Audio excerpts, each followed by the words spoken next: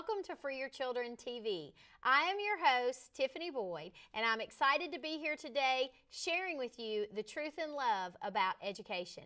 There's a battle raging for the souls of our nation's children, and we hope this ministry will equip you for battle. Finally, be strong in the Lord and the strength of His might. Put on the whole armor of God that you may be able to stand against the schemes of the devil. Ephesians 6:10-11. I'm excited to have our guest with us today. I have Angela No with me here in the studio. Angela, welcome. Thank you. I'm so happy to be here. Angela is one of our amazing volunteers that we have that help us do all things. Angela wears many hats, so I have to say up front that I want to thank you for all those many hats that you're willing to wear for us to be able to accomplish all the goals that we have with Free Your Children. I got my trusty notebook here to discuss some of those goals, but I wanted to start by having you explain to our audience, why did you get involved with Free Your Children? Wow. Well, I have been following you for a very long time, and so I was already homeschooling by that time, but it really gave me confidence because I felt kind of like a fish out of water. I was like, you know, I had to de-school, which was a very helpful tip that, you ingrained in me. And so it's gone, it just took our homeschooling to a whole nother level. Yeah.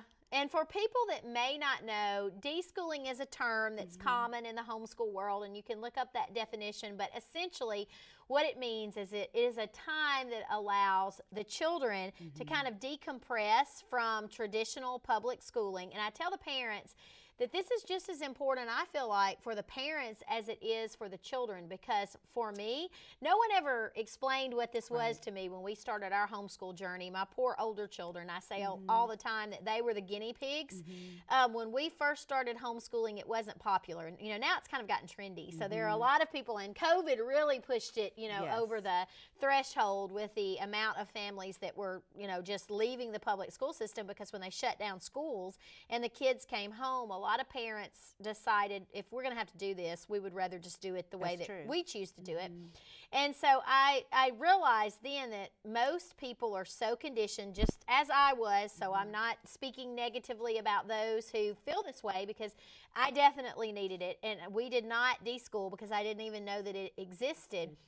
And I had wished that someone had shared what that was with me, because for me, in our own personal homeschool journey, it took me several years to unlearn everything that I thought I knew about education. And of course, it didn't help that I had been a public school teacher.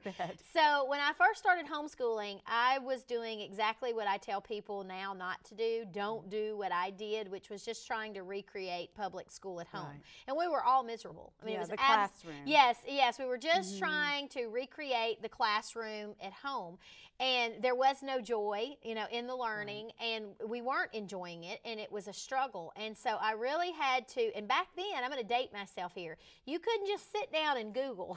We had the internet. We had the internet, but we certainly didn't have the network of social media that we have now. And I remember trying to find other people in the community that were homeschooling, and it was like trying to find a needle in a haystack, and really all we had at that point in time was email, to try to connect with people. We didn't have social media groups where you could, attend meetups and find people and ask questions and, go into the virtual world and ask, what about this curriculum, or what is de-schooling? That really wasn't as widely available, as it is now. So it really was a process of self-education and de-schooling for myself personally, to understand that what I had been taught about education was really not education. Is that what you found? That is exactly what I found. And it was so beneficial for our homeschool. And I would say that once I really grabbed a hold of the idea, we just took off, because it was not a classroom setting. Learning was fun. It was relaxed. I kind of led the way with even my daughter. She was like,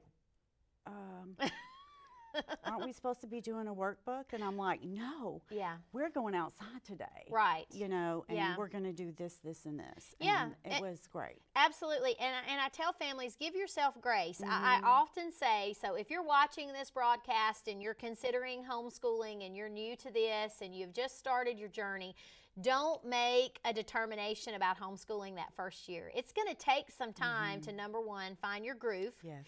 And give yourself grace, give your children grace, take time to deschool.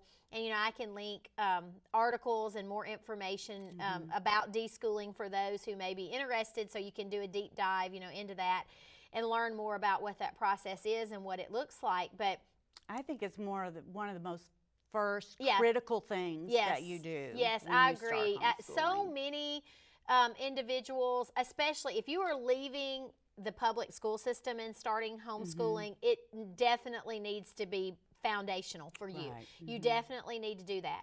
If you were not homeschooled yourself and you're a product of the public school system like I was, I think that you as a parent need to do it. That's true. Because you need to unlearn everything that you've been taught about education. And I recommend, you know, tons of different books. And I do not receive any type of monetary gain by telling people to read these books. They're just books that have helped me along my journey. You know, one of them was The Joyful Homeschooler. One is called For the Children's Sake. I tell people often to read Weapons of Mass Instruction by John Taylor Gatto. Crimes of the Educators by Alex Newman and Samuel Blumenfeld is another fantastic book. I mean, there's a plethora of books that I encourage families to read. Another really good one that I think should be mandatory is The Deliberate Dumbing Down of America by Charlotte Iserbyt. I highly encourage families, even if you're not a family, if you're a taxpayer, read the book. Yes. I think that the problem that I'm seeing now is most people they don't even know. They don't even know why we're seeing what we see in terms of legislation, in terms of government, you know, in terms of the choice, school choice push, the school choice scam, I like to call it, that we were fighting last legislative session. We know we're going to be fighting that as we move into this next legislative session. They've already made announcements that our governor, Governor Lee here in Tennessee, is going to be bringing that back and pushing for that. And of course, Free Your Children is adamantly opposed, you know, with tax dollars should not be funding private education. And so we are adamantly opposed to that. And you spent a lot of time at the Capitol with us. We sure did. And that was actually that was the catalyst to me actually getting involved and active with For Your Children, with the well-being child checks that came during COVID. Yes. And I watched that all unfold, and it was so disturbing. And now the last legislative session was just, it was a hot mess. It's the best way I know how to describe it. It was very eye-opening. Yeah. To realize how our legislators feel about homeschooling in general. And parental rights. And parental rights, yes, absolutely. And parental rights. We made a lot of friends. You know, this is a ministry. We're conservatives, but we made a lot of Democratic friends at the last legislative session that we are still working with and intend to work with in the future, because they were obviously also opposed to school choice. And we would laugh. We would be sitting in session together, and we would say, you know, politics makes strange bedfellows. Very strange sometimes. Yes. And I was interviewed by several of them because we had a common goal. And I think we took our kids up to the legislature with us, and they got to watch the process and, you know, meet many of the other people that were there in opposition, you know, to the bills. So it was a fantastic experience for them.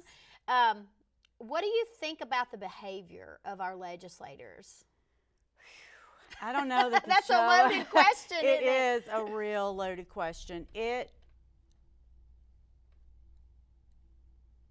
I'm not even sure how to vocalize the behaviors, the attitudes of our legislators. Yeah, I will say this. I was having a conversation just the other day. It was someone who's very involved in politics locally in the community where I live, and we were talking about the behavior. And I said, I think what shocked me is the disrespect, the level of disrespect when bills were being presented and our legislators were sitting there on their phones, on their cell phones throughout this process, visibly not paying attention. Eating their popcorn. Yes, having conversations with one Right. another while someone was presenting a bill. Right. I think that there's a disconnect, in my opinion, with those that have been elected to serve us. I think that they have forgotten that they actually work for us, and it seems like many of them feel like, they're there and they get to call the shots, and what we say doesn't matter. And the infringement, I feel like, that they think that they are entitled to was really concerning. The blatant disregard to the public. We would be there waiting for a committee to start, and then we would find out that they weren't going to hear that bill in that particular committee, and people had driven, hours away to be there, present as the bill was supposed to be in that particular committee. Or when we sat for 2 hours while they enjoyed a celebration, on the taxpayers' dime again, when we were there specifically. I mean, we had families that were taking off from work that were coming to be there to hear a bill, being in the committee, or on their lunch break, they were trying to come over. And so I think it's disheartening to see that they make the process very difficult. It seemed intentional. It did I seem agree. intentional. I agree. And that most Americans and most Tennesseans have to work. Yes. And so they can't spend every day, all day long at the legislature. But I'll tell you who can, and that's the lobbyists. Right. And so it seems... Saw a lot of those. Yes. So it seems to me like our legislature is being driven by the lobbyists, the people who are paid to be there all day long and walk the halls of the offices there in Cordell Hall and go in and speak to the senators and the representatives and promote their agenda or their bill or whatever it is that they're trying to get passed. And then it puts the general population, those people who have families to support and those people who have to go to work. You can't afford to come to Nashville every single day. No, you can't. But it's very disheartening because the representatives are there to speak for the people. The constituents, absolutely, not for yes. the lobbyists. Yes. And the general vibe that I got from almost every committee meeting that we sat in is that they had already had their minds made up. They had had discussions. They were having sub-discussions on the floor, running here, running there, talking about maybe it was that bill, maybe it was another bill, maybe it was about what they had for breakfast. I don't know.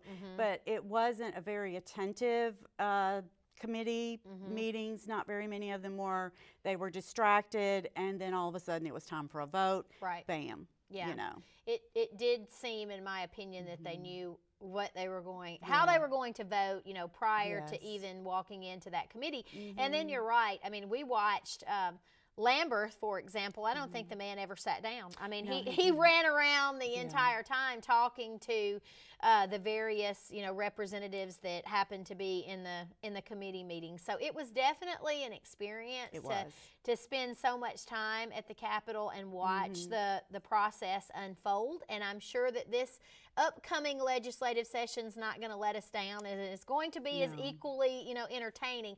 I will encourage you, if you are watching this broadcast, if you have never been to the legislature, go. Because until you go and experience it firsthand, there is no way to explain what really is going on there. Even if you're watching it, from home, live stream or recording.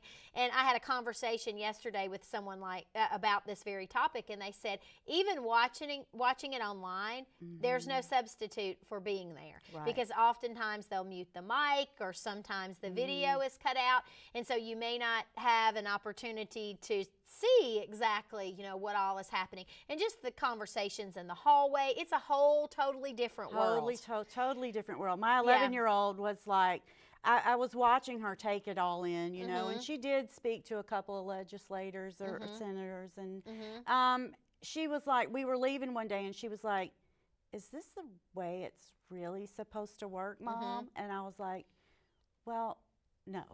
Right. Yeah, and it's a great civics lesson. I actually printed out a diagram of how a bill becomes a law, and I took it when we went to the legislature, when we had our children with us, and I would show them, on the diagram, this is where we are, this is where the bill is, this is where it has to go to become a law, this is the committee that we're in. And then sometimes I would have to say, and this is how government is not supposed to work. Right. And this is how they're behaving. And so it was very interesting to see their perspectives on how our government here in Tennessee operates. And honestly, at times it was very embarrassing to see. It was embarrassing. And when my daughter told me, she said, you can really tell who's telling the truth and who's not, Mom. You can tell those who have listened to others' opinions. Yeah. And amongst all the noise of everybody getting up and walking around and doing this and doing that, it had to be distracting for people that were there, that were trying to speak and have their voice heard. It was a complete. It was, and I will also say, you could also tell which representatives had done their research and had read the bill and which didn't. Right. Because the ones that had read the bill and had done their research asked fantastic questions. And you could tell that they were really, plugged in and really trying to do what they felt like they needed to do to represent their constituents. And that's who this is all supposed to be about. Right. Well, Free Your Children is excited because this upcoming legislative session, we have submitted bill language because we hope to be carrying a bill. We have a senator that has already agreed to sponsor this legislation for us. It's going to be called the FREE Act. And this bill is going to be very important to the homeschool community. So because you are a homeschool parent that resides here in Tennessee, I wanted you to come on and share your perspective on this bill. First off, what do you think about our homeschool laws that we currently have in Tennessee? Homeschooling was brand new. I was a small child when homeschooling first became legalized in Tennessee. So I am a product of the public school system. It's taken a lot of training for me to break that mold. I don't think we have very good laws. On the outside, a lot of people say, "Oh, wow," and I'm like, I'm not a fan of it. I enjoy personal liberty, and that's what I want for my family. Yeah, I agree. The majority of homeschoolers in the state of Tennessee register under a Category 4 school, which is considered an umbrella school or a cover school. And that makes us legal in the state of Tennessee to be able to home educate. It's actually the option that gives parents currently the most autonomy, the most freedom. But it's really not very much freedom, as we have learned through the last year or so. So what we are pushing for is an option that they have in other states where they are experiencing true educational autonomy. So we want to see a bill that will allow families to get out from underneath the private school category, because legally the majority of homeschoolers in the state of Tennessee are considered a private school, and we're not private schools. We are families who are educating our children at home, and we do not want to be legally considered a private school, because we know and we see how rules are very easily promulgated. And we do not ever want this to happen to us, where they are promulgating rules for brick and mortar schools for then independent families, because we're not a school, we're a family.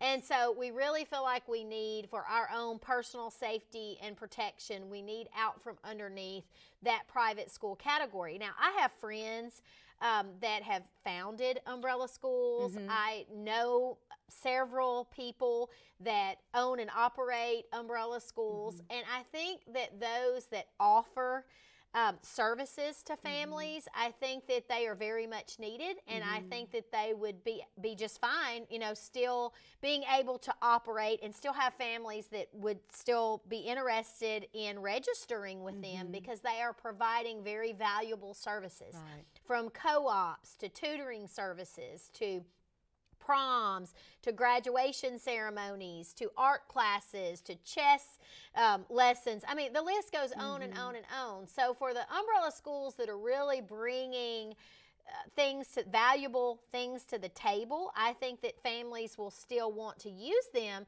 but they won't be required by law to register with them. So this isn't to attack umbrella schools or to make them obsolete, but it will definitely make them step up their game. It will. We'll see the cream of the crop rise to the top for those that offer value. Yeah, I agree. I think that we will see umbrella schools that would survive this type of legislation as umbrella schools that are in this because they really want to make a difference in the lives of homeschool families and not just benefit off of the fact that there's a law in Tennessee that says in order to have the most freedom, you have to register under us. And then there's nothing else that they offer other than being that buffer from the state. Right. So, I feel like this is needed. I have polled the homeschool community that follows for your children, and our group of individuals that follow us has continually grown, especially during the last legislative session when they saw the work that we were doing. And of course, the broadcasts like this, we're hoping will inform the public on why we're doing what we're doing, why we feel like the FREE Act is so important, and why it's needed. But I fully believe that we do not have the freedoms that we need in Tennessee to educate our children at home as we see fit, and we need these protections. It is frustrating to see that homeschooling has been legal for so long, and we have not made any strides toward that in the state of Tennessee. And so we're hoping to do that. For Your Children is hoping to provide that. But what we're going to need from the homeschooling community is for you to step up to the plate. We are going to need you to contact your representatives, to contact your senators, and tell them to support the FREE Act. We know we're going to get a lot of opposition because we have even conservative lawmakers that think that parents are not equipped to home educate, that they need Big Brother watching them and monitoring them. And we know that statistically that's just certainly not true. We know that we outperform the public school community and the private school community academically. We also know that studies have been done proving that there's no more abuse in the homeschool community than anywhere else. And we also fail to mention all of the abuse, the documented abuse that we do know that's going on in the public school system. And it's swept under the rug. You've heard the term passing the trash. That happens often. I've done radio shows, focusing on this. For Your Children has been a presence at the State Board of Education meetings where we sit through and listen to the disciplinary actions of the, levied against the public school teachers. And, I have lots of information on that about how some of them are allowed to resign. If they haven't had their license revoked, then they can go somewhere else and apply and get a job. And I think you need to pay attention to that in any state, no matter where you live. You need to look into what the disciplinary records are of the educators in your state. If you have new teachers coming in, I would highly recommend that you check to see if there may have been problems in other states. And we have teachers that come here, from other states in Tennessee, and we've seen in those disciplinary records that sometimes those teachers that are on that disciplinary report were teachers that had applied from other states. So I think that there is a general consensus that most of the time the public is grossly unaware of the abuse that's happening there. And they want to blame homeschoolers. The homeschool community is always thrown under the bus. They operate under the guise of you're guilty until you're proven innocent. And statistically, there's nothing statistically that proves that children are not safe in their own homes with their parents, that they aren't as safe there as they are in public school. As a matter of fact, it's exactly the opposite. It is. So, I really feel like in order for us to have the freedom that we need and the protections, because one of the things that we saw with the voucher bill this last legislative session is our governor was intent on lumping homeschoolers into that bill. Absolutely. And homeschoolers as a whole believe that the government funds what they fund, they run, and we do not want to be lumped under that. It was very eye-opening for me to hear my conservative lawmakers say, Category 4, we are intentionally including homeschoolers. Yes, and we destroy their narrative because as conservatives and the Democrat representatives and the constituents that were there, they said, Right. you're proving that they're lying, Right. because they had been told that all conservatives wanted this, all homeschooling families wanted this, and then here we show up in our bright orange, construction orange shirts, It's holding true. up signs, sitting there with our Democratic friends that were saying, we are opposed to school choice, kill the bill, we do not want this. And we became quite the anomaly. Like, they wanted to know, why are you against school choice? Why do you not want Right. this? And so, and this isn't just in Tennessee. Nationwide, across the nation, homeschoolers are pushing back and saying, we want to protect true private education. And the only way to do that is to keep the government monies out of it. So we're issuing that warning. If you have been misled and you have been told that school choice is a good thing, that if you're a homeschooler, this will help you, it has destroyed true private educational freedoms in every state where this has been adopted. So if you want to maintain your freedoms to educate your children as you see fit, we must keep private education private. And public funds should never be funding any type of private education to begin with. We've got private-public partnerships that are benefiting from this. It's a total scam. And parents, you are going to be the victims of this scam if you do not do a deep dive into why this is a bad thing. So if you want more information on school choice and why it's a scam and why conservative Christian homeschooling families and private school families are opposed to this, please reach out to me. You can find me at freeyourchildren.com. You can also send me an email at freeyourchildren@gmail.com if you would prefer to reach me that way. I have a toolkit over on the Free Your Children website. I share it frequently. Well, thank you very much, because we need to get as many people educated as quickly as possible prior to this legislative session. And there is a toolkit there, and it's broken down into a plethora of different topics, and there are resources under those topics. You can listen to the Free Your Children radio show. It's on the podcast portal, and it also has air dates, when it's live on the air as well. And then, of course, Free Your Children TV is another avenue that we're hoping to educate as many people as possible. This is important.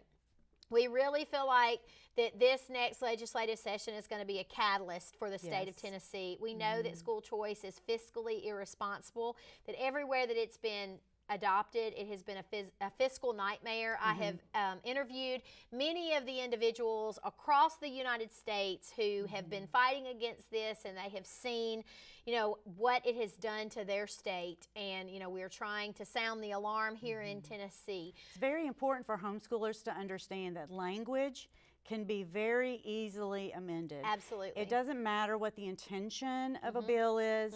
You have to look into the potential overreach. Absolutely. What could this mean? Absolutely. And so if you have a representative telling you, well, I'm for school choice, I'm not for it if it has strings. It depends on how it's written. It always has strings. There's no way to write it without strings. And so don't be misled. Get yourself educated. Don't just listen to me, Tiffany Boyd. I can send you tons of resources that will help you get more informed about what's going on. If you've never been to a Free Your Children seminar, I would highly encourage you to attend one.